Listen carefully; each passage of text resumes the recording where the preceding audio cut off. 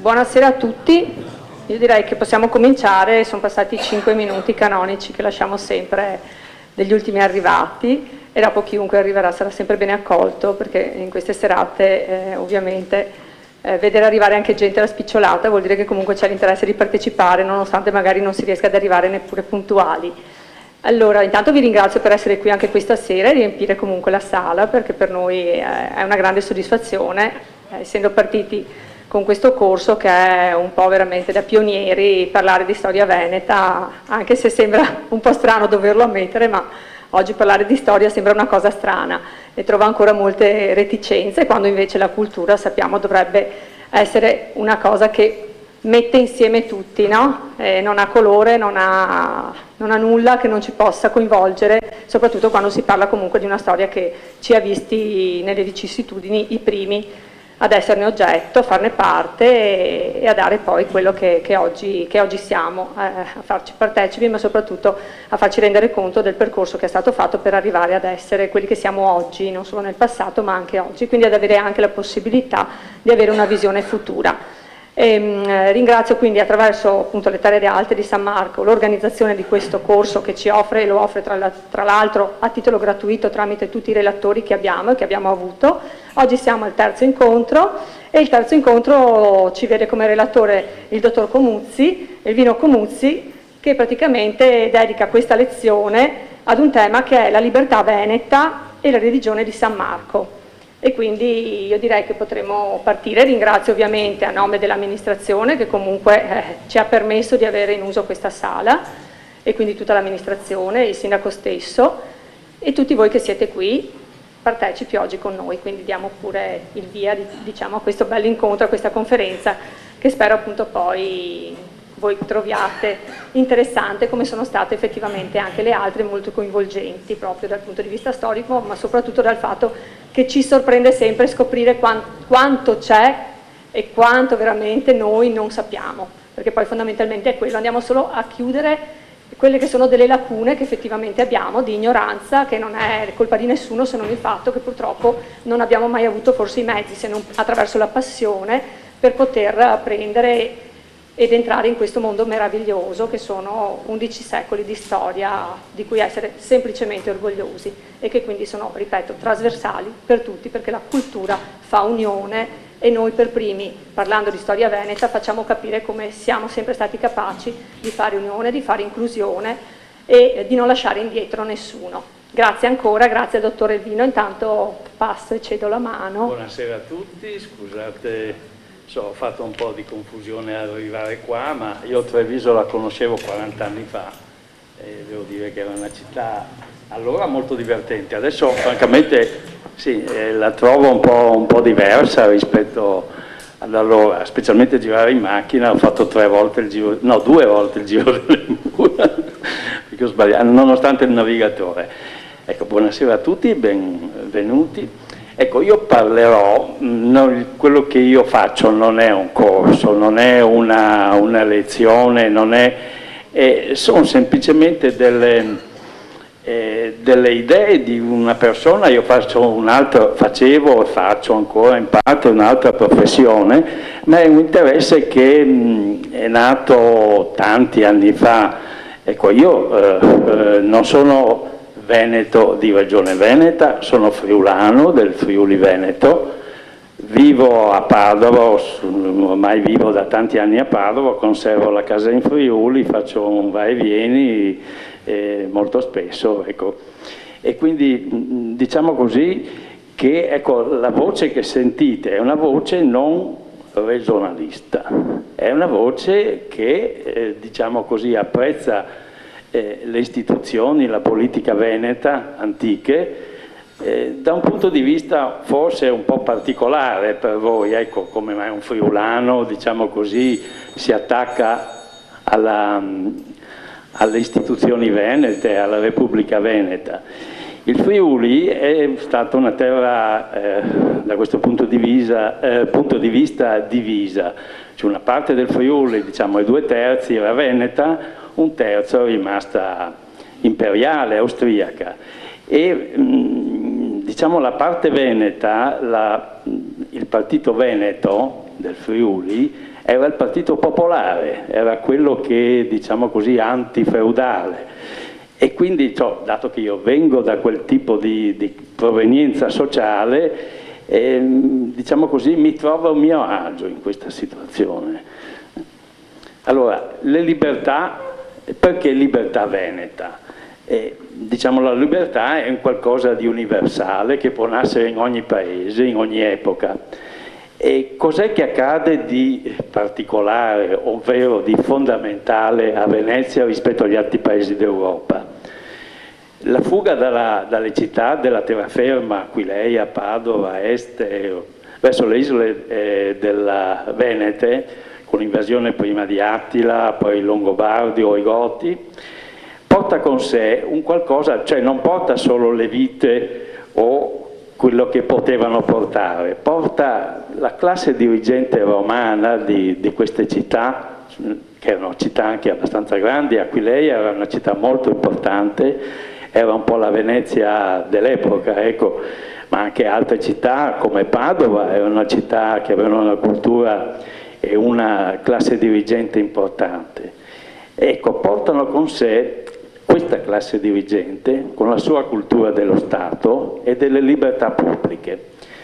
Le isole rimangono sempre nell'ambito dello Stato romano, prima con l'impero romano d'Occidente, con Roma, e poi con Costantinopoli, molto più a lungo, con l'impero romano d'Oriente. Ecco, c'è stata sempre una continuità sia di tempo che territoriale con lo Stato romano. E diciamo così che pur nella precarietà di un ambiente ostile, nella condizione di profughi, ha portato i profughi veneti a ridare vigore alle istituzioni. Cos'è che ha portato questa nuova voglia di ripartire? È stato la solidarietà che nasce nei momenti difficili, quindi la solidarietà impone di dare un'impronta comunitaria alle libertà, o di mantenere quella che c'era. Ecco, diciamo, i profughi che sono venuti nelle isole venete non sono dei selvaggi, è una classe dirigente, è una classe che ha già una cultura dello Stato e delle libertà pubbliche. Un'altra cosa che, diciamo così, fa preservare dei caratteri particolari alla cultura della libertà a Venezia è l'isolamento geografico e politico dal continente. E Venezia era geograficamente estranea a quel che succedeva ormai in terraferma, rimaneva nell'orbita dell'impero romano d'Oriente e, diciamo così, non ha avuto feudalesimo. Si può dire che a Venezia il Medioevo non è quasi mai esistito, non è esistito, perché non c'è stata nessuna istituzione che abbia rappresentato un'interruzione dalla continuità dello Stato e delle istituzioni romane. Diciamo così, questa consapevolezza della libertà antica è stata molto importante perché si è mantenuta. Noi vediamo che, diciamo così, certe magistrature, la documentazione sparisce a un certo punto perché dopo, diciamo così, la fuga nelle isole venete, per un paio di secoli noi non abbiamo documenti di cosa succedesse in realtà in queste isole. Abbiamo delle cose indirette, delle storie scritte molto posteriormente, a distanza. Ecco, qui avete l'Aquileia romana, è un'immagine così, qua vi mostro, questo è quasi fatto per le scuole, diciamo così. Questo è un assalto di Attila a Aquileia. Queste sono le isole della laguna, questa è la laguna di Grado, con i casoni. Ecco, questo dovete pensare da questa immagine passare a questa. È stato un trauma molto importante, però nonostante tutto diciamo, la civiltà romana è continuata nelle isole.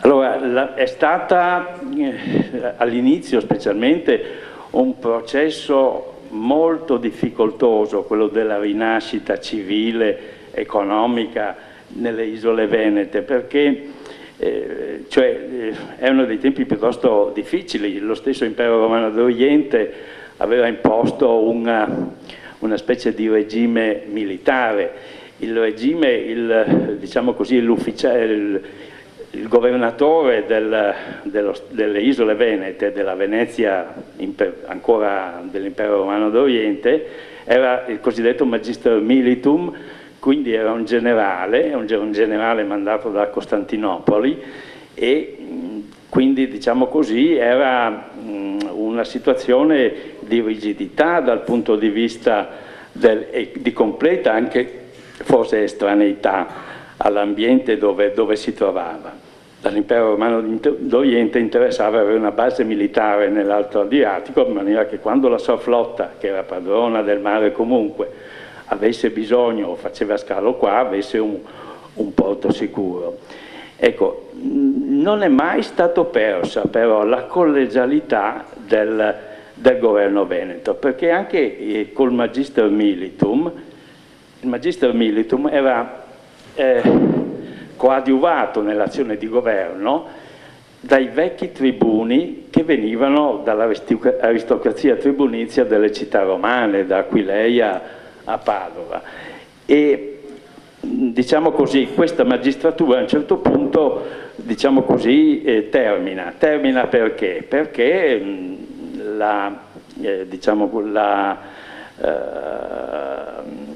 le isole venete riescono ad ottenere un'autonomia che è molto parziale all'inizio, nel senso che dal Magister Militum si passa al Dux. Il Dux era sempre un funzionario eletto dalla corte di Costantinopoli, però era autoctono e, diciamo così, sempre nell'azione di governo veniva coadiuvato dai vecchi tribuni, che erano i vecchi tribuni i vecchi funzionari romani che, diciamo, provengono dall'aristocrazia delle città romane della Venezia.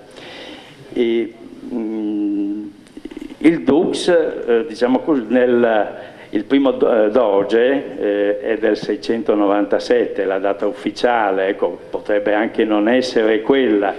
Ecco, il successivo passaggio, che è il passaggio più importante, con l'evoluzione, diciamo così, politica e del tempo, cioè l'impero romano d'Oriente comincia a essere sempre più distaccato dalle faccende, diciamo, italiane e venete in particolare, diciamo, le visite della flotta cominciano a essere sempre minori, sempre più rare. Al doge, cioè al popolo delle isole venete, viene concessa l'elezione del doge. Questa è una cosa importantissima perché rappresenta il primum movens di tutte le istituzioni venete. E nello Stato veneto tutto diventerà elettivo. Diventeranno elettivi i governi, diventeranno elettivi i magistrati, diventeranno elettivi anche i funzionari pubblici, chiamiamoli ufficiali, diciamo così, e il potere verrà suddiviso in tantissime frazioni, anche con competenze che si sovrappongono l'una con l'altra, che a noi pare una confusione, ma nell'ottica del costituzionale veneta non è confusione, è semplicemente controllo l'uno rispetto agli altri e suddivisione delle cariche. Le cariche per esempio avevano delle durate molto brevi, un anno e mezzo, e avevano sempre la contumacia, nel senso che uno non poteva rinnovare automaticamente questa carica, doveva stare al di fuori per almeno il tempo uguale alla durata della carica stessa. Diciamo così, il dogado elettivo è stato un periodo molto travagliato e uno potrebbe dire è stata una gran confusione, è stato un disastro. La maggior parte dei dogi finivano il loro mandato uccisi oppure accecati secondo l'uso greco. Questo perché le lotte tra fazioni avversarie erano molto erano molto, diciamo, selvagge, diciamo così, e non c'era un equilibrio istituzionale che correggesse questi conflitti.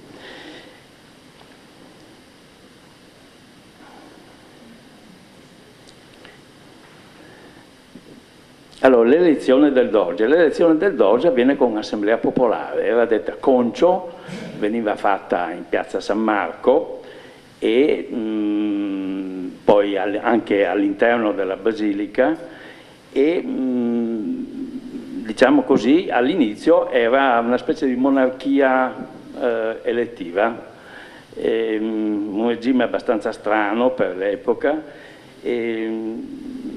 Diciamo così, il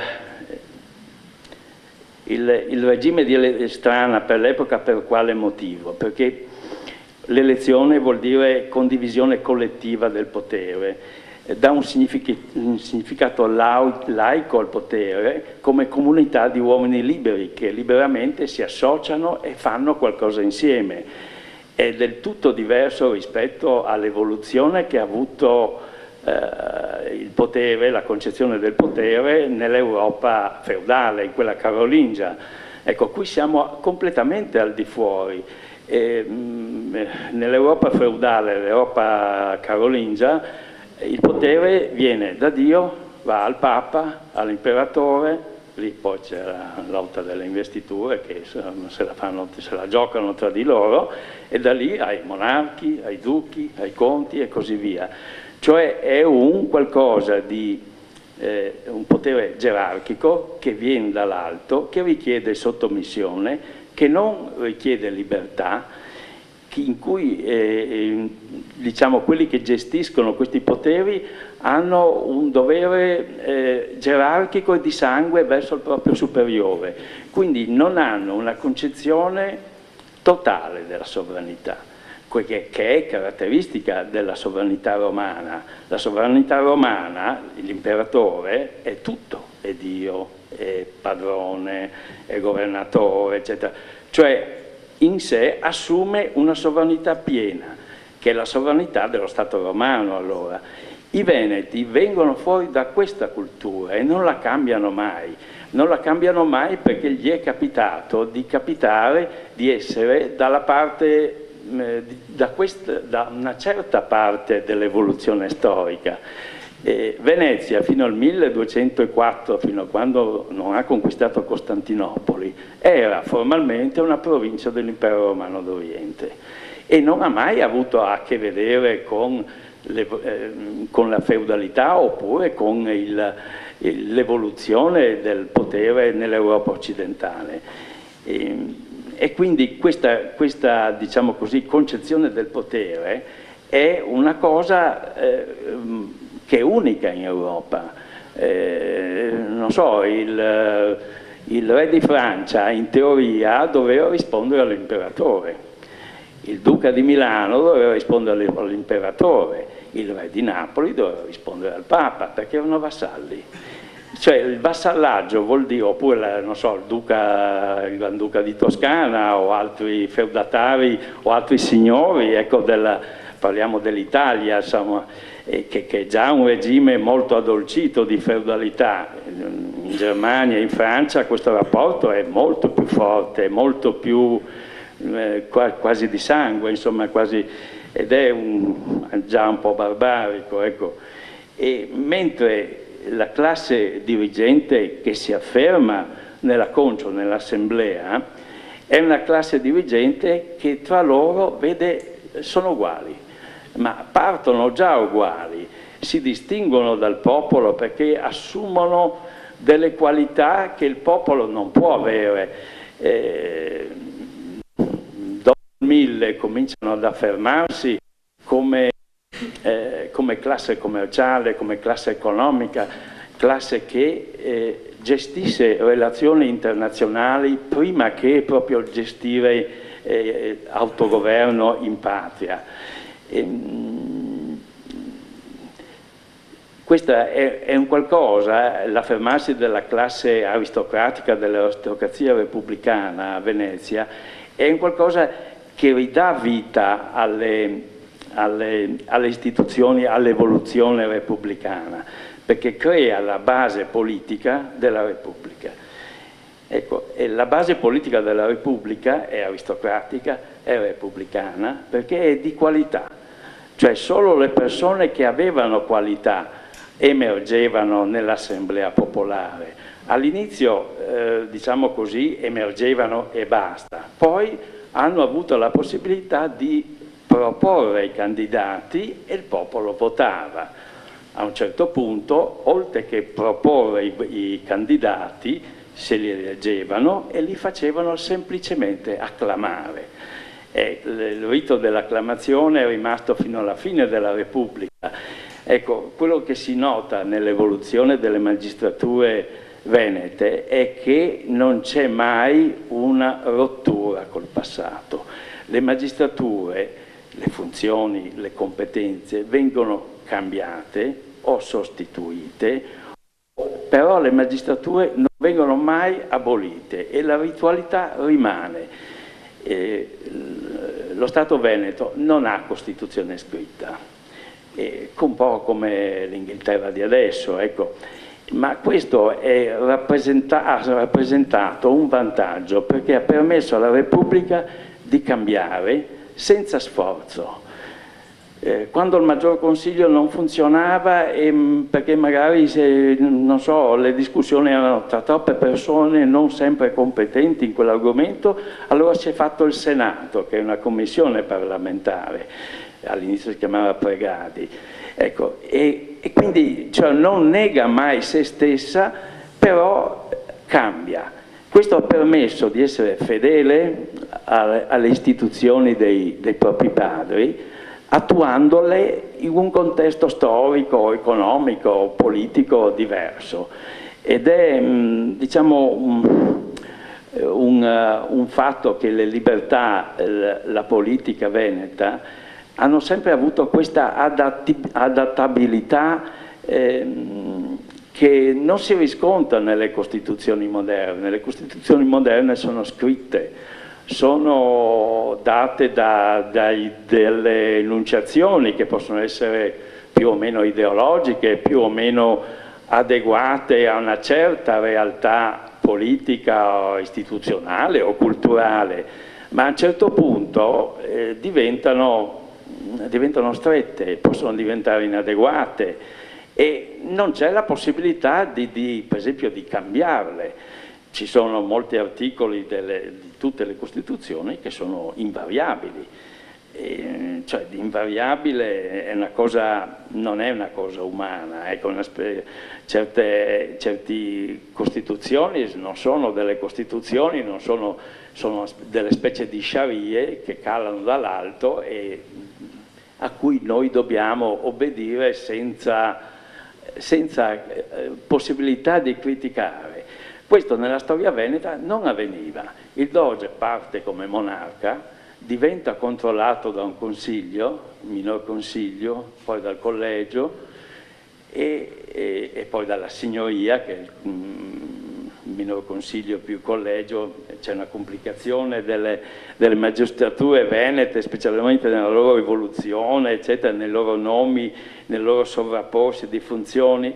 Ecco, ma quello che è importante è che lo scopo di questa evoluzione viene mantenuto costante, viene mantenuto omogeneo e questo è merito della classe aristocratica repubblicana. La classe aristocratica repubblicana abbiamo detto che è completamente diversa da quella feudale europea, è una classe aristocratica di funzione, è una classe aristocratica di carica politica, è una classe dirigente in cui vige la libertà e l'uguaglianza, cosa che non è assolutamente delle aristocrazie europee, delle aristocrazie feudali.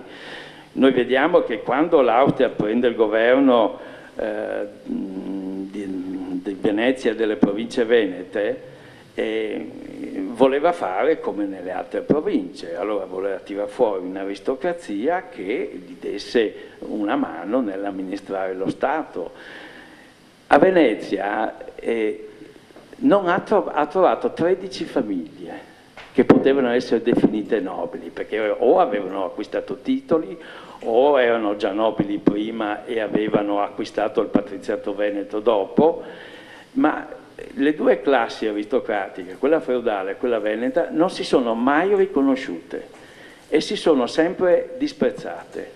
Ed è per questo che, diciamo, il Veneto è rimasto senza classe dirigente, perché è rimasto senza cioè i criteri continentali, diciamo così, che facevano un nobile o comunque una persona adeguata a governare, non valevano a Venezia e non valevano nella classe ex patrizia veneta.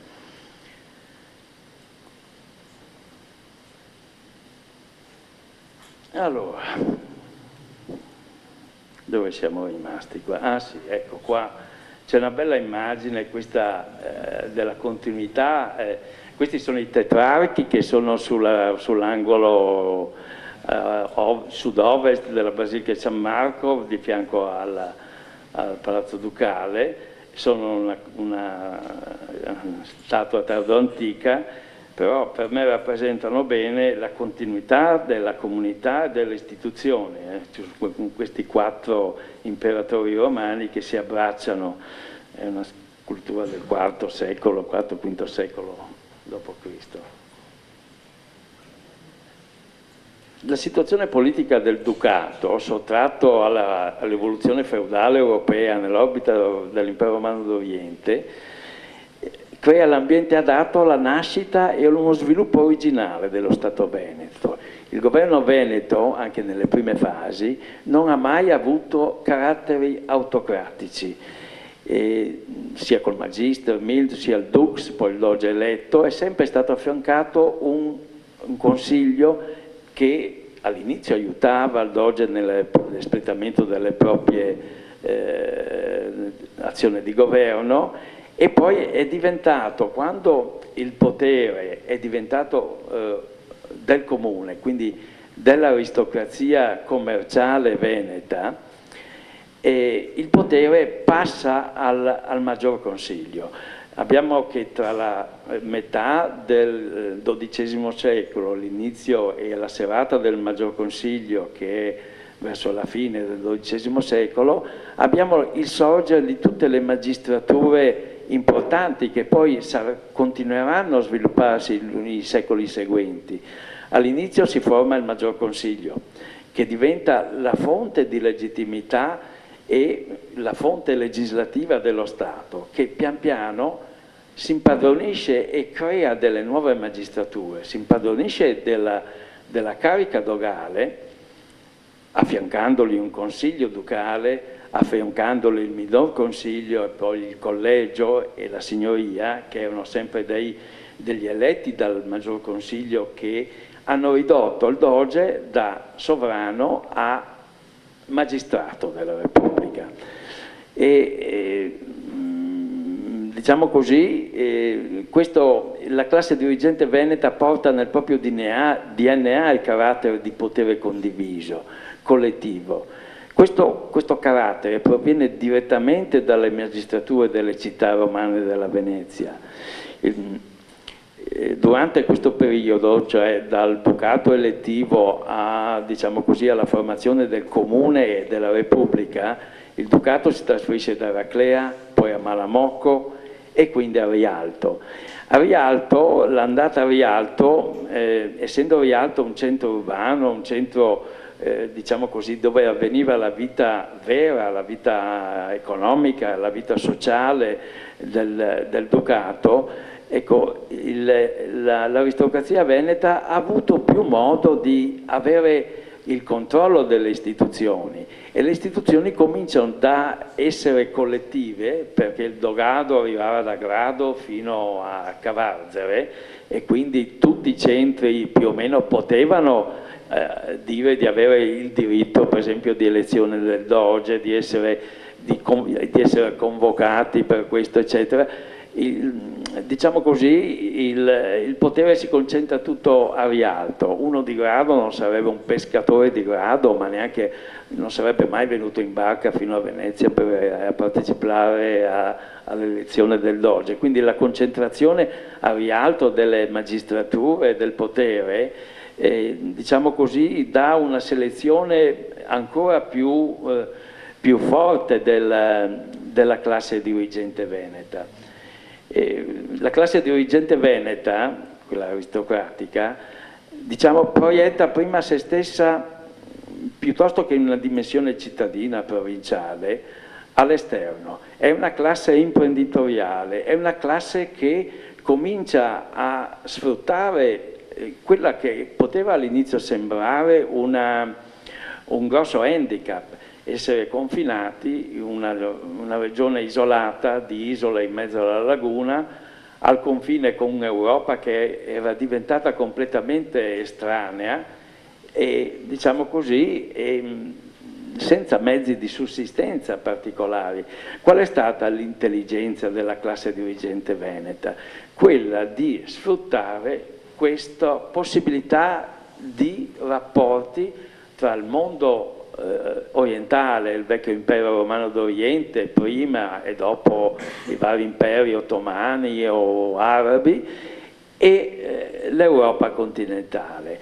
Questo avviene prima a livello di piccolo cabotaggio, non so, i primi commerci erano di sale con l'Istria, con la Dalmazia, eccetera. Poi cominciano a diventare sempre più vasti e, diciamo così, questa funzione sprovincializza anche la classe dirigente veneta, perché diventa una classe dirigente internazionale che gestisce dei rapporti internazionali prima di gestire dei rapporti municipali, cittadini, e quindi ha un comportamento che, diciamo così, è del tutto anomalo rispetto alle altre borghesie che possono nascere dopo a Firenze o a Milano o nelle altre città italiane, insomma, negli altri comuni italiani.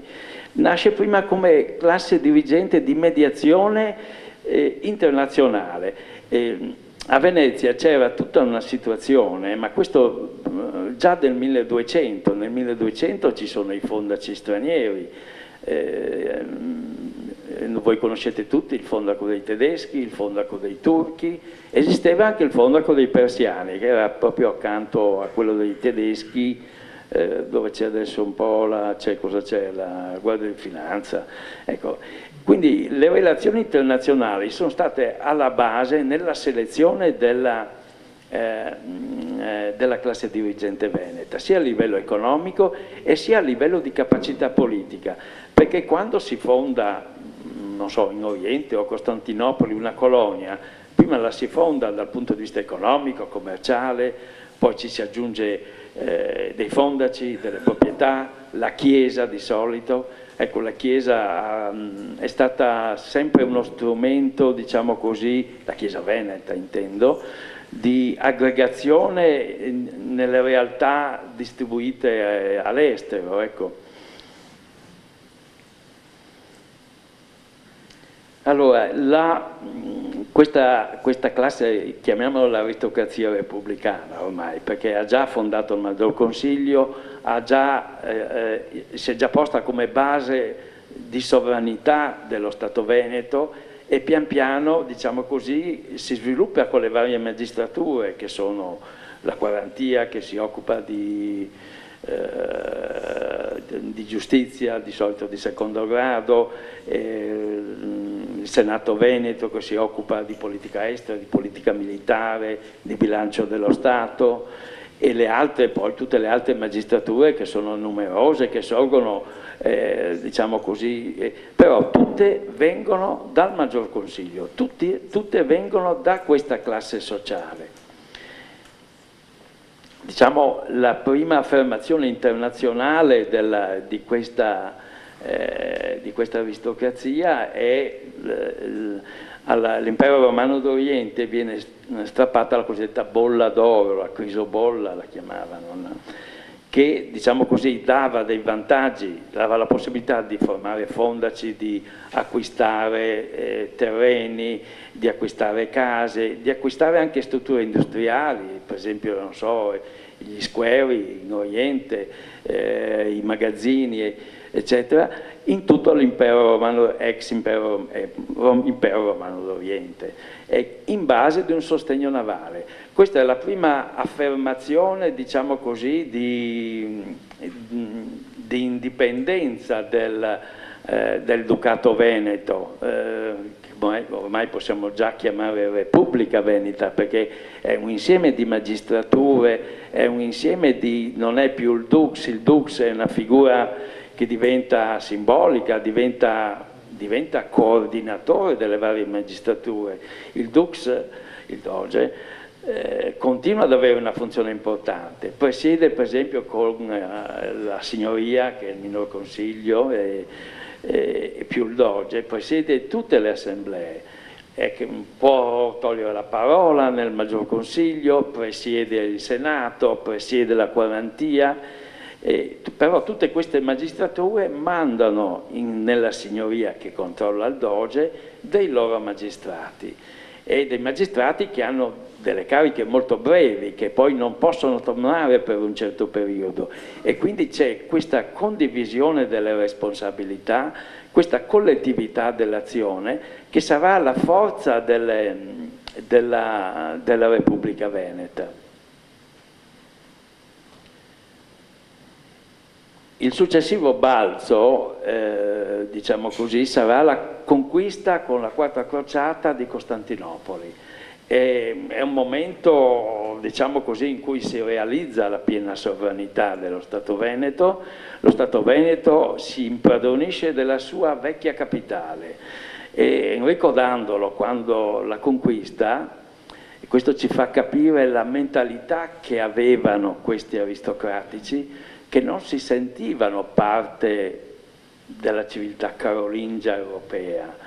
Cioè, quando ha conquistato Costantinopoli, propone al Senato di trasferire la sede del governo lì, perché per loro quello era il centro del mondo, non era né Parigi, né Firenze, né Roma, né altre città d'Europa.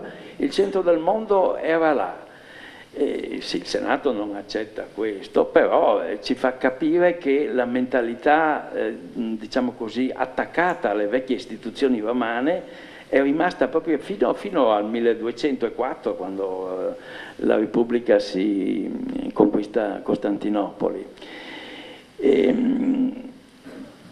La Repubblica, conquistando Costantinopoli, conquista uno Stato da mar, diciamo così, conquista ufficialmente la quarta parte mezza dell'impero romano, vuol dire la Grecia, pezzi di Costantinopoli, l'isola di Creta, Negroponte, diciamo, viene spartito il vecchio impero bizantino coi franchi della crociata. Ecco, e diciamo così è il lancio di una potenza internazionale, intercontinentale, però a livello diciamo, di territorialità in Italia rimane uno Stato praticamente trascurabile, perché il Dogado non è neanche la provincia di Venezia adesso, perché non so, Mestre era a Treviso,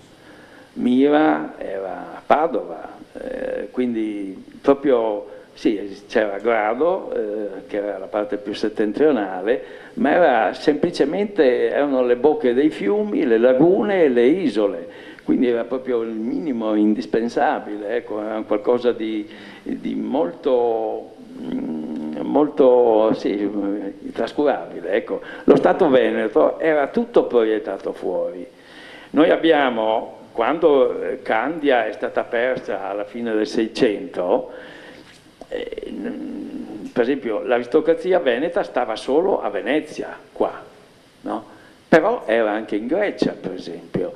Ci sono state, quando i turchi hanno invaso Candia, è stata persa l'isola, 200 famiglie di patrizi veneti sono rientrate a Venezia, quindi Anche la sovranità dello Stato veneto era sparsa, era concentrata a Venezia, ma era sparsa tutta in una zona che, diciamo così, estraniava un po' l'evoluzione anche della città da una qualsiasi evoluzione europeo-continentale. Quindi rimane sempre un'eccezione molto, sì, molto enorme, ecco, nella storia europea. Nella storia europea la sovranità veneta, diciamo così, da parte delle istituzioni feudali o del papato, non è mai stata riconosciuta.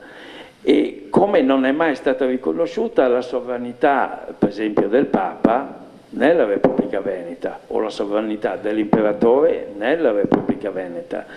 Non so, il Granduca di Toscana riconosceva che il suo principio di sovranità derivava dall'imperatore, come il re di Napoli o altri feudatari o altri signori d'Italia o in Europa. La Repubblica Veneta deriva direttamente dallo Stato romano, quindi ha una concezione che è piena della sovranità, non ha nessun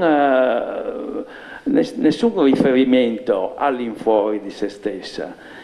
Questo si vedrà molto bene, per esempio, durante le crisi che hanno provocato, non so, la scomunica papale, per esempio. La Repubblica Veneta è stata molto scomunicata, 4 interdetti seguiti da 4 guerre, però la motivazione di queste guerre non era territoriale, era di contestazione di legittimità. Il Papa o l'imperatore non riconosceva la sovranità della Repubblica Veneta in maniera radicale, come la Repubblica Veneta non riconosceva la sovranità papale o imperiale sulla Repubblica Veneta. La Repubblica Veneta derivava direttamente dallo Stato romano e quindi non c'era nessuna, e anche nella sua evoluzione, non c'è stato mai nessun esercito straniero nella Laguna Veneta. La Laguna Veneta è sempre stata libera ed è stata sempre formalmente romana. E di questo è una cosa importante, perché non è solo una formalità, questo si riflette proprio nell'evoluzione della sovranità dello Stato, nelle istituzioni e di come è stata gestita l'evoluzione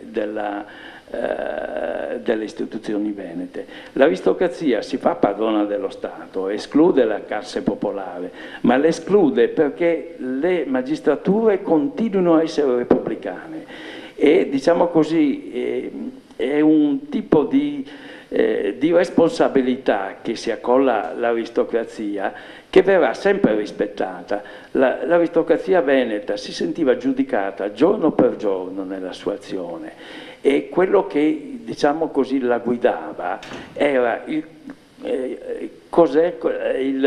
la reputazione che aveva prima di tutto presso il proprio popolo, perché da lì, dalla reputazione che aveva presso il proprio popolo, traeva la legittimità.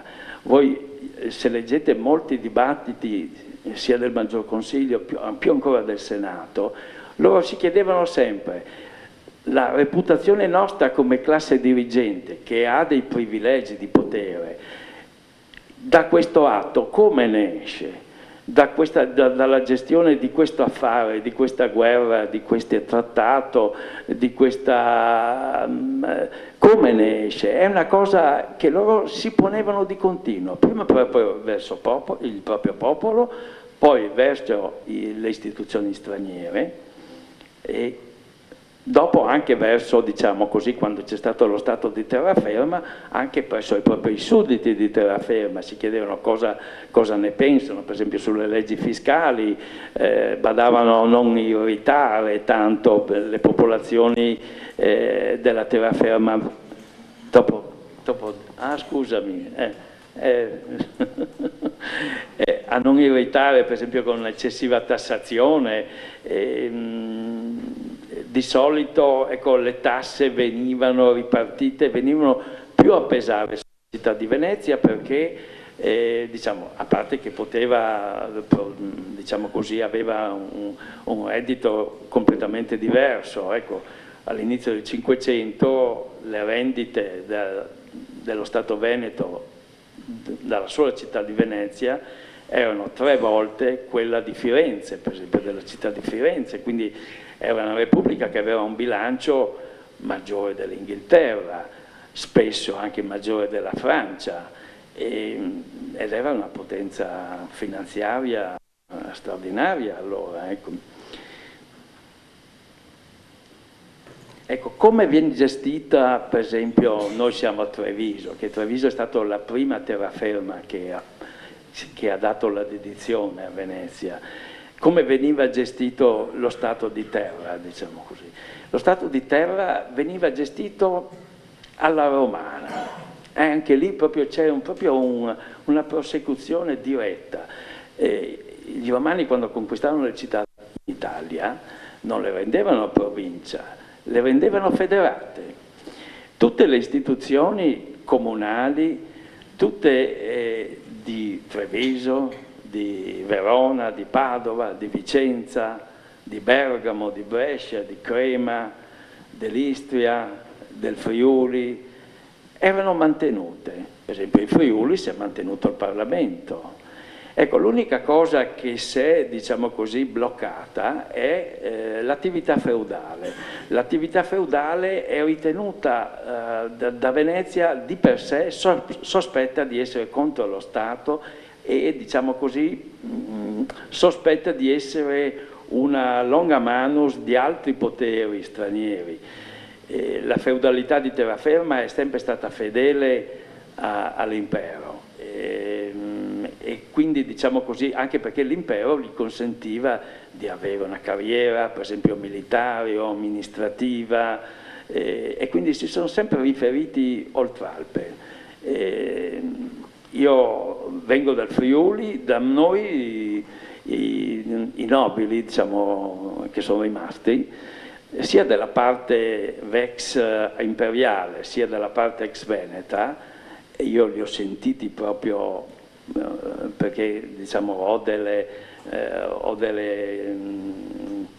degli incarichi per cui io sono segretario dell'Associazione Italiana di Dimore Storiche, quindi conosco queste persone, le ho viste in assemblea. Dopo 600 anni, un aristocratico feudale, non so, un Colloredo che è del Friuli Veneto e un Coronini che è di Gorizia, tra di loro parlano ancora in tedesco. È una cosa straordinaria, i figli li mandano ancora a Bamberga, a Graz, a studiare, a Vienna, a Monaco. È un tipo di cultura che non è smessa proprio, è qualcosa così, è quasi una curiosità un po', ecco, diciamo così, una sopravvivenza, però fa capire che l'aristocrazia feudale di terraferma non è mai stata parte dello Stato. La prima cosa che faceva Venezia quando conquistava una provincia, tipo non so il Friuli, era tagliare le torri dei castelli, per dimostrare anche fisicamente che la feudalità non aveva un posto nello Stato veneto, la feudalità di tipo, tipo imperiale.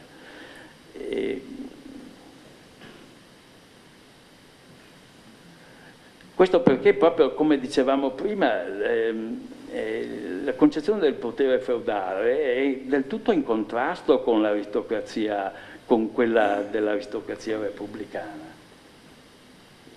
Allora, ecco, prima vi parlavo degli interdetti papali, no? che erano seguiti da guerre, ma anche guerre per motivi, non dico futili, ma molto oggettivi. La guerra di Ferrara, per esempio, era la litigare se Ferrara doveva stare con il Papa o dovesse essere conquistata dalla Repubblica. Però l'azione del pontefice, Giulio II in questo caso, no, prima, Giulio II è quello di Cambrai, è stata quella di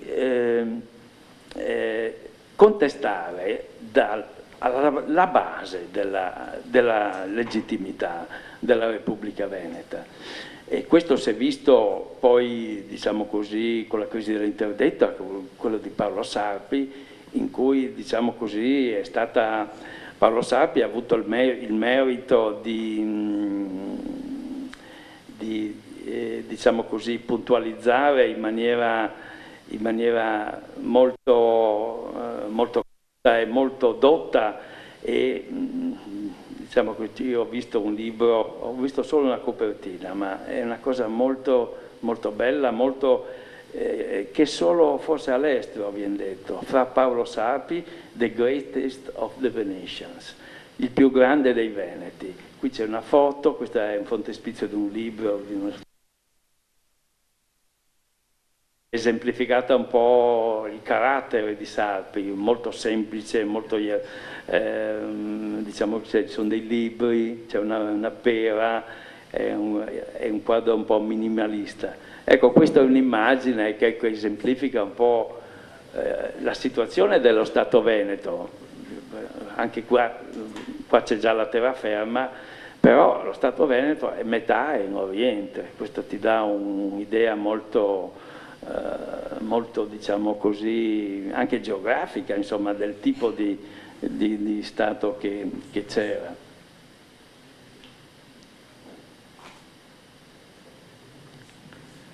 Allora, l'evoluzione come avviene? Avviene Maggior Consiglio, che diventa l'organo dal 1296, muore Veneto, che proclama la serrata, cioè chiude i ranghi, chi c'è dentro c'è dentro. Perché questo? Perché c'era una parte degli aristocratici che volevano, come nei comuni delle città italiane più tardi, farsi forza con l'elemento popolare per sovvertire le istituzioni repubblicane e farle diventare signoria.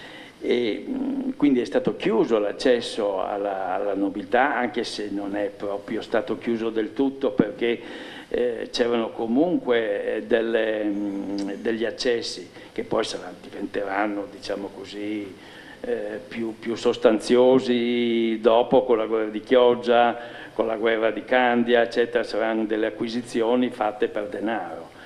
Ecco, però ecco, c'è una cosa: quando la Repubblica, diciamo così, mette all'asta la carica di Patrizio Veneto, e era un'asta che costava molto salata, i Manin hanno speso 100.000 ducati per essere associati al patriziato veneto, e diciamo c'è stata una parte dell'aristocrazia che ha nicchiato: ma come ci vendiamo, quindi ci svalutiamo, portiamo della gente nuova che non ha le nostre stesse caratteristiche, eccetera. E la risposta della Commissione, che era stata fatta apposta del Senato per dare una risposta a questi dubbi, è stata che la nobiltà non è personale, la nobiltà è una proprietà dello Stato, che la dà a chi decide lui. E questo è un qualcosa di completamente nuovo, che differenzia proprio il caso della nobiltà veneta da quella delle nobiltà continentali. Ecco. Dunque poi sì, dicevamo delle magistrature, la signoria era al minor consiglio col doge, poi sedeva tutte le magistrature, dava la parola, aveva, diciamo, delle facoltà di collegamento e di regolazione delle varie assemblee della Repubblica Veneta, titolare di tutta la sovranità, e attraverso lui vengono elette tutte le magistrature e tutti i consigli. Non so, il Senato, per esempio, era Senato più Zonta, che è una giunta, più la quarantia, più la signoria. Era sempre un sovrapporsi di responsabilità. Allora chi legge un testo che tratta delle istituzioni venete vede un guazzabuglio all'inizio, non capisce niente. E non capisce niente perché sbaglia il criterio. È un criterio di un qualcosa nato su un qualcosa che era già, e che si controlla e si autocontrolla da solo. L'unica cosa che rimane costante è la collettività delle cariche politiche e la condivisione delle responsabilità, e che può avvenire anche con la per esempio con la sovrapposizione di competenze che magari nella nostra mentalità ci generano confusione, perché qualche volta c'erano delle magistrature che si contendevano un caso, no? Ma a questo punto di solito interveniva la signoria che, diciamo così, dava un giudizio, no, questo caso lo decidi tu perché così così, ma tutto è adattabile nella Repubblica Veneta e, diciamo così, la durata è dovuta, diciamo, a questa adattabilità. È un qualcosa che si vede un po' anche nella storia anche artistica o culturale, insomma, della Repubblica Veneta. È sempre stata molto conservatrice. Se noi pensiamo, Palazzo Ducale si incendia in pieno 500, loro lo rifanno alla maniera gotica, perché per loro non bisognava cambiare, quello era, diciamo così, l'edificio dei loro padri e loro lo ricostruivano tale e quale. Dentro magari lo rifacevano come gli piaceva, infatti l'hanno fatto alla maniera rinascimentale dentro. Ecco, abbiamo forse anche qua delle immagini. Ah sì, qua. Queste sono le immagini dove sono finite, forse non ci sono, o sì che ci sono. Eccole qua.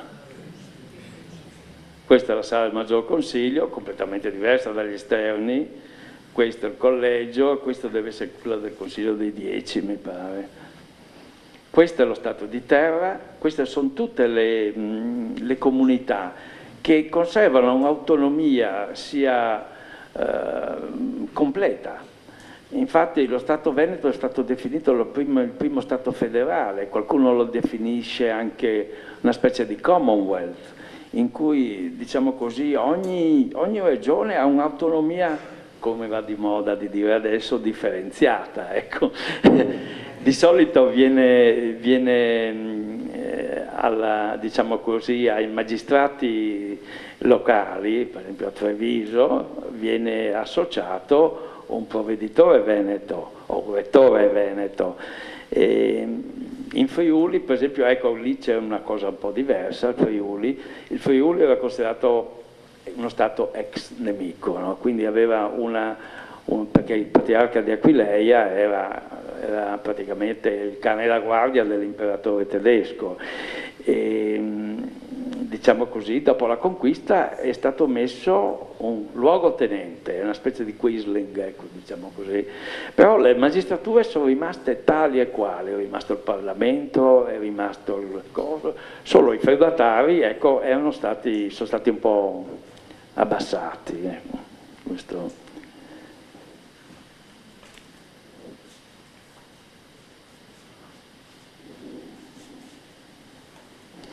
Ecco, l'evoluzione poi, ecco, il 500 ha rappresentato un po' il momento di splendore dal punto di vista formale, cioè la Repubblica Veneta si rende conto di essere, diciamo così, erede di quella romana dal punto di vista formale e sostanziale, e quindi, diciamo così, riproduce le sue magistrature come quelle dello Stato romano. Il Consiglio dei Pregadi non viene più chiamato Consiglio dei Pregadi, ma viene chiamato Senato alla maniera romana, e c'è proprio una identificazione dopo essere uscito dalla crisi della guerra di Cambrai, in cui tutta Europa si era coalizzata contro la Repubblica ed è riuscita a salvare pressoché tutto, ecco, diciamo così, come territorio, come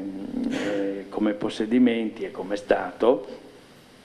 E diciamo così la Repubblica si butta sul far notare che le sue istituzioni riescono a reagire anche nelle crisi peggiori, proprio perché sono repubblicane, perché si rifanno alla vecchia concezione romana della Repubblica Romana. E quindi diciamo c'è questa polemica che diventa una polemica culturale contro le monarchie, contro i poteri autocratici, contro il potere clericale del Papa, eccetera. La Repubblica diventa, diciamo così, un esempio di vita, di governo, e si propaganda come tale, e diciamo così c'è tutta una letteratura, per esempio, non so, il Senato chiamava i re europei reges servorum, re di servi, per disprezzarli, e quando un regnante arrivava a Venezia, spesso passavano dei regnanti stranieri, il re di Francia è stato più volte, gli imperatori, il re di Polonia, il re d'Inghilterra anche, e faceva notare che il Senato, che era una commissione della Repubblica Veneta, non era la Repubblica Veneta, era padrone di 3 regni, come per dire: noi siamo superiori a voi dal punto di vista ideologico, noi non siamo come voi. E questo ha rappresentato proprio un puntiglio delle istituzioni venete che è proseguito fino al tardo Seicento. Infatti quando è stato persa Candia, che era l'ultimo regno, il problema del Senato, io mi ricordo di aver letto un libro proprio voi sapete che la Repubblica Veneta ogni tanto si faceva scrivere una storia da uno scrittore famoso, che era, diciamo così, capace di raccogliere documentazione storica, e si faceva fare un volume ufficiale di storia. Allora c'era Andrea Vallière, che aveva partecipato alla guerra di Creta, di Candia, che riferisce di una discussione in Senato: ma come adesso perdiamo questo regno, non possiamo più dire che siamo padroni di un regno, quindi che siamo superiori, no? Quindi si sentiva in crisi questo senatore, perché era una crisi ideologica, ecco, anche per loro, ecco. E il Seicento è stato un secolo splendido perché comincia con la crisi dell'interdetto. La crisi dell'interdetto, diciamo, è diciamo, il massimo dello splendore dell'istituzione della Repubblica Veneta come istituzione e della sua affermazione in Europa. È stata, diciamo, la polemica contro il Papa. La polemica è nata da 2 ecclesiastici, uno qui a Ceneda e l'altro mi pare a Vicenza, che diciamo avevano commesso dei delitti comuni e anche diciamo abbastanza soliti, insomma, ecco, quelli dei preti, insomma. E la Repubblica voleva giudicarli, anche perché erano stati compiuti Brandolini qua a Ceneda, quindi un feudatario, uno che automaticamente veniva considerato con sospetto, ed erano stati anche commessi in maniera sospetta, cioè in maniera plateale, come sfida. E la Repubblica Veneta è un reato comune, quindi bisogna che sia giudicata dalle magistrature comuni, e loro si sono appellati al Santo Uffizio, al legato papale a Venezia, perché loro erano ecclesiastici, quindi dovevano essere giudicati secondo loro da un tribunale ecclesiastico. La Repubblica si è rifiutata. In realtà forse questo è stato un casus un po' creato ad arte.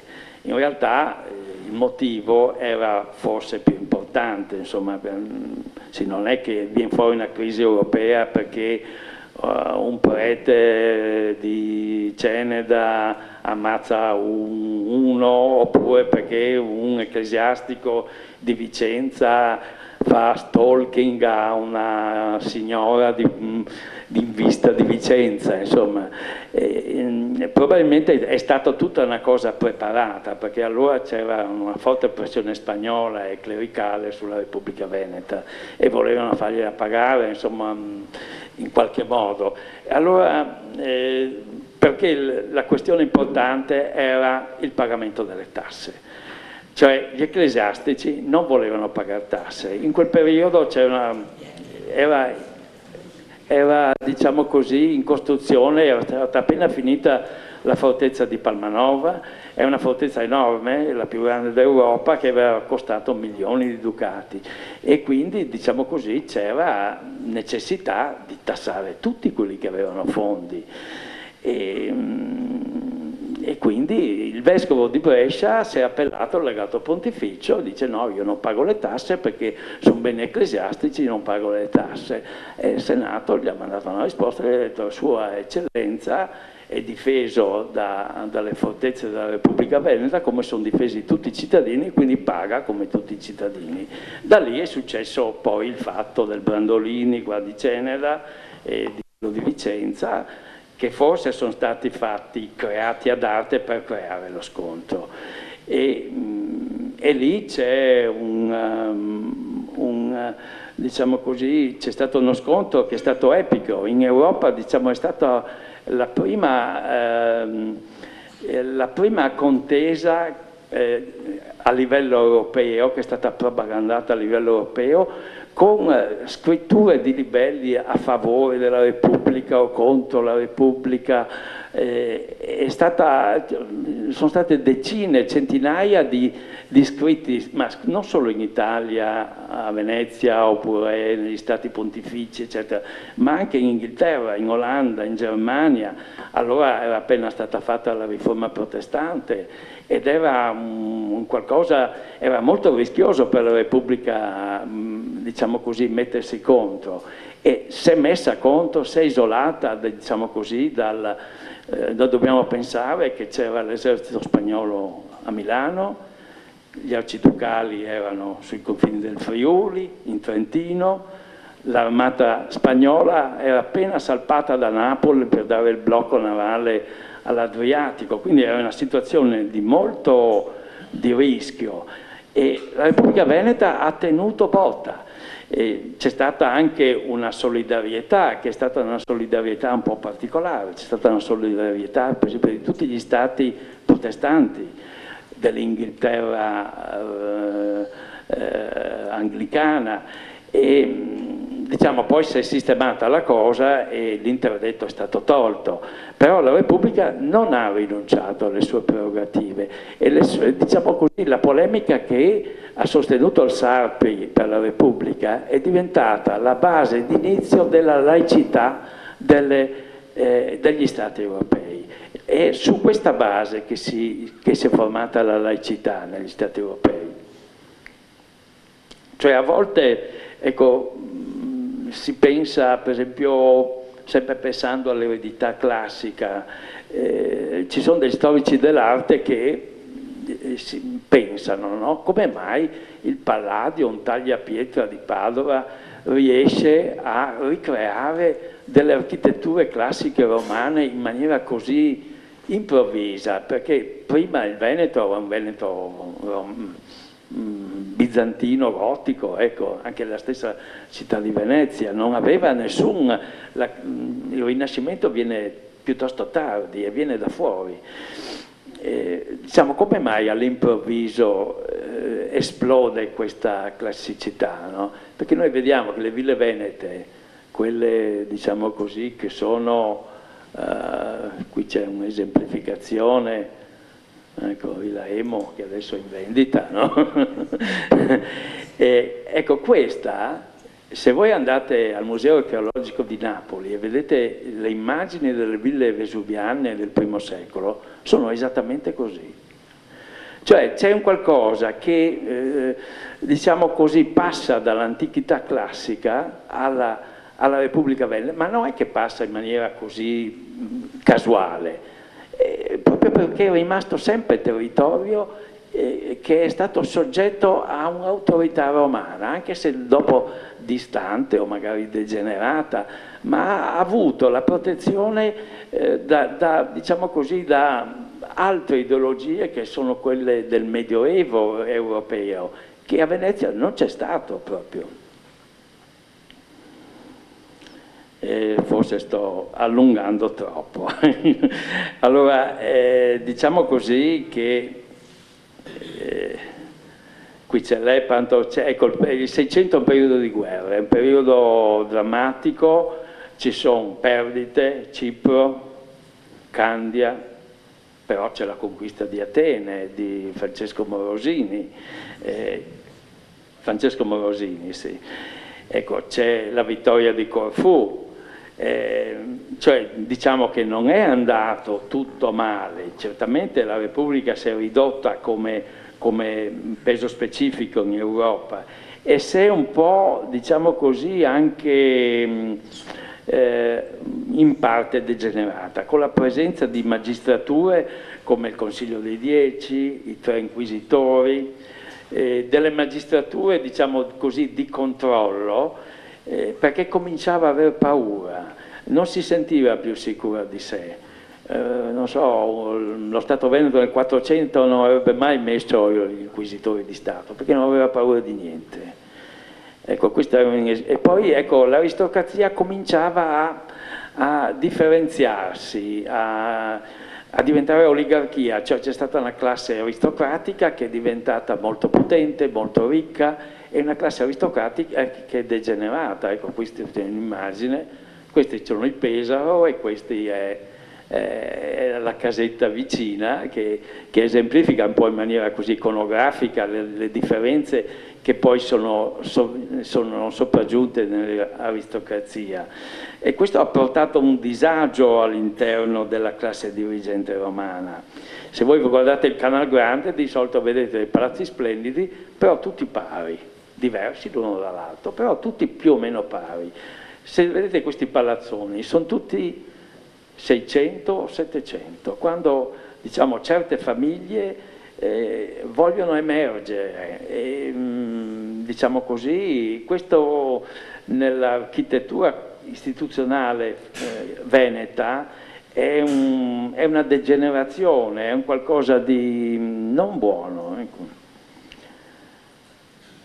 Questa è un'esemplificazione, questo è un po' per dire Tunisi. Tunisi è la guerra con i tunisini, col Bey di Tunisi, è stata fatta nel 1785, è l'ultima grande impresa militare veneta in mare, è una guerra condotta a 2000 km di distanza, è una guerra, è forse la prima guerra coloniale. Ecco, questo schema, l'assalto alla città di Tunisi e Sfax, fatta da Angelo Emo, qui vedete le navi venete e diciamo così i forti tunisini erano messi su un basso fondo, quindi le navi non potevano arrivare lì per far cannoneggiare. Angelo Emo ha inventato queste zattere sopra i cannoni che pian piano si sono avvicinate e hanno bombardato. Ecco, questa è un po' la prima, diciamo, diplomazia delle cannoniere, ecco, che verrà molto usata dagli inglesi, dagli olandesi, dai francesi nel secolo dopo. Qui volevo parlarvi anche del ruolo della religione. Ecco, il ruolo della religione, voglio essere molto breve perché, diciamo così, forse è meglio che magari abbiamo un colloquio dopo, ecco, se vi interessa.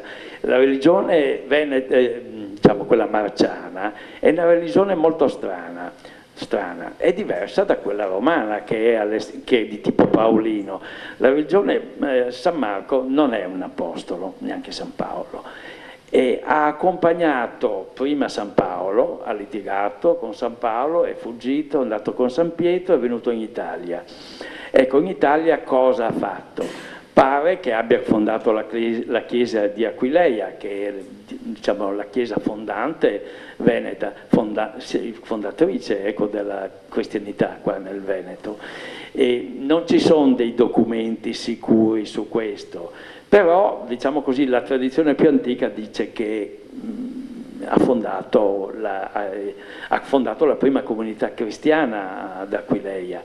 Poi è andato a Roma e poi è tornato a Alessandria d'Egitto. Alessandria d'Egitto, diciamo così, fonda una seconda chiesa, gemella di quella di Aquileia, e muore lì. La chiesa alessandrina, che poi avrà molti contatti con la chiesa aquileiese, perché entrambi erano dei grandi porti che avevano dei contatti commerciali molto importanti, è una chiesa che non è paolina, è completamente diversa. Intanto è una chiesa che non esclude i giudei, che non esclude nessuno, per esempio, dalla salvezza, che, ecco, qui vediamo il mito di Giona. Il mito di Giona è esemplificativo della, nella tradizione liturgica vecchia, antica aquileiese, c'è la tradizione che è anche richiamata in qualche Vangelo, che Gesù prima della morte discende agli inferi e libera tutti. Quindi è una specie di religione che non fa differenze, libera tutti, libera i gentili, libera quelli di altre religioni, libera è una specie di salvezza universale che è esemplificata dal mito di Giona, della balena, del pesce che divora Giona, eccetera. Questa viene dal pavimento della Basilica di Aquileia, dove vi consiglio di andare perché lì avete l'immagine proprio a fumetti della religione originaria marciana. E la religione San Marco non rompe mai con la sinagoga, frequenta la sinagoga e frequenta le chiese nuove. Le chiese nuove hanno un aspetto che è di tipo comunitario, ma anche abbastanza elitario, perché Alessandria è una città elitaria, una città di grossi intellettuali, gli stessi ebrei, il filone alessandrino è uno dei filosofi pitagorici, erano ebrei, erano cristiani insieme, non si capisce, ecco, diciamo, molti personaggi di questa cultura hanno un aspetto ibrido, e questa specie di ibridazione viene, questo è San Marco che predica ad Alessandria. Qui vedete un po' come è esemplificata la città con dei monumenti classici egiziani, musulmani, questa è la chiesa di Santa Eufemia, mi pare, che sembra molto San Marco, ed è una chiesa che in origine mantiene i legami con la sinagoga. Questo si vede anche a Aquileia. C'è un fatto, per esempio, che fa notare questo. Per esempio, i primi patriarchi di Aquileia, nominati dal governo veneto dopo la conquista veneta, si lamentano che in Friuli, in campagna, festeggiano ancora il sabato, come nelle sinagoghe, insomma. Ecco. Questo esemplifica la lotta tra il bene e il male, la tartaruga, il male, il buio, e il gallo, la luce. Sono delle cose nella Basilica Marciana, che la Basilica Marciana non è un monumento in sé religioso, è un monumento civile, perché la religione marciana di San Marco è stata adottata tardi nel IX secolo per, diciamo, dare lustro alla Repubblica, ed è trattata come edificio dello Stato. La chiesa di San Marco non è mai appartenuta a nessun vescovo e neanche al patriarca. Era una chiesa officiata da dei canonici del Doge, e dove si svolgevano anche tutte le cerimonie civili, per esempio l'elezione del Doge a un certo punto. Ecco, un po' vi tralascio adesso come tratta le religioni diverse lo Stato Veneto. Lo Stato Veneto le tratta in maniera pratica, cioè dice, per esempio, gli evangelici, questo è il fondaco dei tedeschi, no? Gli evangelici, voi avete il fondaco, dentro fate quello che volete. quando il Papa si lamentava, il legato pontificio, ma sono protestanti, celebrano, hanno libri, hanno questo, hanno quest'altro, diffondono eresie, eccetera. Lui diceva, il fondo è loro, e loro fanno quello che vogliono, non è potestà della Repubblica andare a intromettersi nei loro affari. La stessa cosa i musulmani avevano moschea dentro il fondaco dei tedeschi, il cortile che c'è all'interno, no? C'erano i posti dove si pulivano, si lavavano prima di entrare a fare le loro cose. La stessa cosa è stata risposta, insomma, cioè la Repubblica ha fatto finta di non vedere, dentro fanno quello che vogliono, perché è come un'ambasciata, è potestà loro.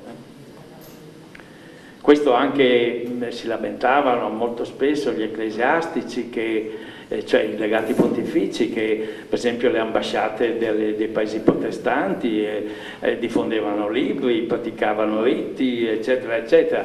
E la Repubblica diceva, sono fatti loro perché loro sono un ambasciatore e quindi sono extraterritoriali, non appartengono alla nostra potestà.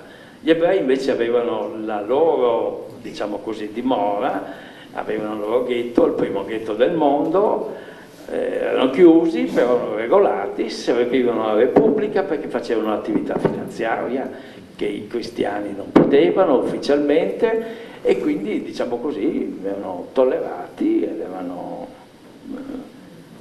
c'erano i greci, gli ortodossi, anche questi officiavano i loro riti, le loro cose. Questo esemplifica un po' Rialto prima della costruzione del ponte. L'immagine vi mostra l'immagine di una città industriale senza nessun orpello, senza nessuna architettura degna di pregio, pare una Londra ottocentesca vista così. Qui sotto c'è anche un gondoliere, come si dice adesso, nero, non si può dire negro, Moretto, ecco, diciamo che il Veneto sistema tutto. Moretto è simpatico e dà l'idea di cos'è. Questo adesso è un'osteria al Banco Giro, voi forse siete andati in questa osteria. Questa è la Banca di Stato veneta, è quella che emetteva i titoli, che regolava il mercato finanziario. Qui siamo nella piazza di Rialto, questa è la Wall Street del 500. Ecco, non abbiamo parlato dell'industria. L'Arsenale, questa è stata la più grande fabbrica del mondo da quando è stata iniziata fino alla fine, alla nascita dell'industria moderna. Qui ci lavoravano 6.000 persone, erano capaci di allestire una nave in una giornata intera. È stata la prima fabbrica fordista, nel senso che venivano assemblate le cose, c'erano come una catena di montaggio, i pezzi erano già pronti, gli operai a seconda del procedere del lavoro intervenivano col pezzo. È famoso un episodio di Danimarca che è venuto e loro per divertirlo gli hanno fatto vedere in un giorno la costruzione di una galea. Questo è il commercio, questa è un'immagine non so se è di Bellotto o di Canaletto, è un'immagine del bacino a San Marco, è la base, diciamo così, dell'ascesa economica e diciamo così imperiale della Repubblica Veneta. E questo è la terraferma veneta, l'economia che cambia dopo la conquista della terraferma e diventa economia di terra, diciamo così. Ecco, come avete un po' capito, ecco, c'è un filo conduttore, secondo me, ma anche secondo studiosi molto, molto autorevoli, tra le istituzioni romane e la Repubblica Veneta. La Repubblica Veneta ha avuto un privilegio, quello di essere sempre stata legata, per motivi anche fortuiti, diciamo così, l'isolamento nella laguna, il collegamento con l'impero romano d'Oriente, e il fatto che siano, diciamo così, si siano spostate queste classi dirigenti dalle città venete della Venezia. Ecco, di aver portato e di essere sempre rimasta fedele a questa concezione dello Stato, che è una concezione dello Stato diciamo molto più antica di quella che poi si è affermata, ma molto più moderna allo stesso modo, nel senso che è uno Stato che tutela veramente le libertà, che non impone ideologie o ideologie astratte o delle cose puramente dei diritti per esempio teorici, eccetera, ma li attua. Un conto è dire uno ha diritto alla salute, cosa vuol dire diritto? No, tu lo devi attuare, non devi proclamarlo. È lì che c'è la differenza fondamentale, anche nell'evoluzione delle istituzioni. Le istituzioni evolvono a seconda delle esigenze delle persone e delle comunità, non in base a dei postulati ideologici che valgono in questo momento e che tra 50 anni o tra 100 anni non hanno più nessun valore. Le Costituzioni scritte sono fatte secondo l'intenzione di chi le scrive per l'eternità, ma non c'è nessuna cosa più variabile delle Costituzioni. C'è una statistica fatta che nell'ultimo secolo tra tutte le Costituzioni di tutti gli Stati, quindi anche di quelle più instabili del mondo che cambiano Costituzione come si cambia vestito, insomma, ecco. La durata media di una Costituzione è 15 anni. Questo vuol dire che non è il modo, diciamo così, adatto per seguire l'evoluzione della società e per garantire la libertà ai propri cittadini. La monarchia inglese ha seguito un po' questo tipo di processo. Non esiste una Costituzione scritta. Quando c'è un problema viene affrontato, anche se è nuovo, non si dice non si può. Non so, voi vedete per esempio il comportamento completamente diverso di un'istituzione veramente libera come lo Stato britannico, che quando la Scozia chiede l'indipendenza, bene, votate, basta. Quando la Spagna, che è uno Stato autoritario di stampo europeo, la Catalogna dice vogliamo votare l'indipendenza, gli mandano i pestaggi. Questa è la differenza tra un tipo di libertà e l'altra. Non è la sola, però è una delle cose che ci fa capire che le istituzioni devono seguire il cambiamento delle persone, il cambiamento dell'economia, il cambiamento della cultura, il cambiamento delle comunità, non devono ostacolarlo.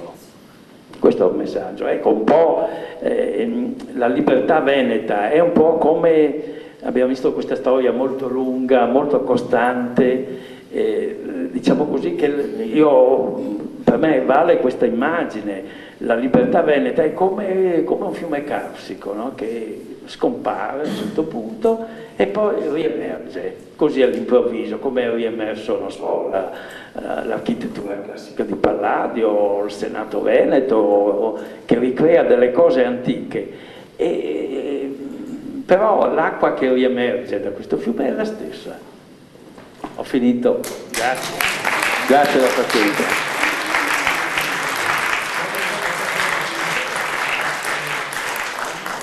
Come avete sentito non è una lezione, è un'esposizione, ecco, forse anche qualche provocazione, non so. Allora, sì, io intanto ringrazio veramente il dottor Comuzzi per l'esposizione di questa sera. Ripetiamo già ormai da qualche puntata che effettivamente riuscire poi a tradurre anche in tempi ristretti una storia come quella che abbiamo alle spalle non è facile, nel senso che diventa anche chiedere veramente, io dico a volte, l'impossibile, perché il fatto che noi lo chiamiamo corso, ma in realtà sono lineamenti, cioè sono dei tratti che nel tempo vogliamo in breve riuscire un po' a ridurre per poterli comunque in qualche modo veicolare.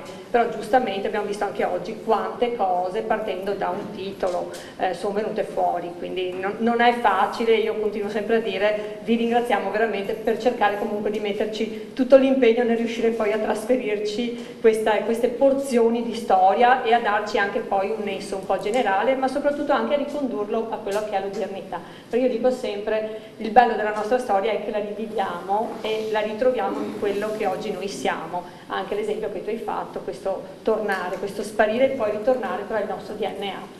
Cioè, da Veneti noi abbiamo comunque dei punti fermi che ancora oggi sono ancorati e fanno parte di noi, e questo credo che sia il bello proprio della nostra cultura.